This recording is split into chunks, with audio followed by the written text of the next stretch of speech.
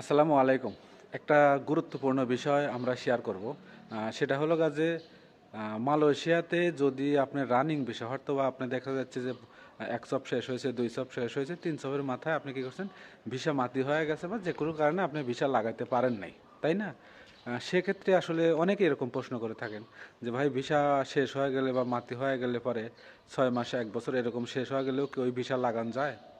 আমি বলবো হ্যাঁ ভাই, আপনি যদি ভিসা ৬ মাস বা ৩ মাস এরকম মাটি হয়ে যায় বা ডেট এক্সপায়ার হয়ে যায়, সেটা হলো আপনার যদি এজেন্ট থাকে বা বস থাকে যাই থাকুক না কেন, যদি আপনি এজেন্ট ভিসা হয়ে থাকে এজেন্টের সাথে যোগাযোগ করেন।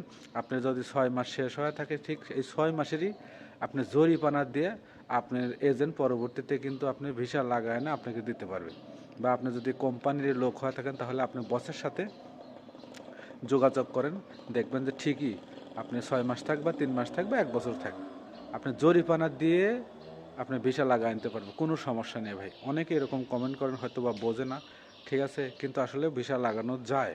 তার ভিডিওটা শেয়ার করে দিয়ে ভাই সবাইকে জানার সুযোগ করে দেবেন, কারণ এটা প্রবাসীদের জানা খুবই প্রয়োজন। ভালো থাকবেন, আল্লাহ হাফেজ।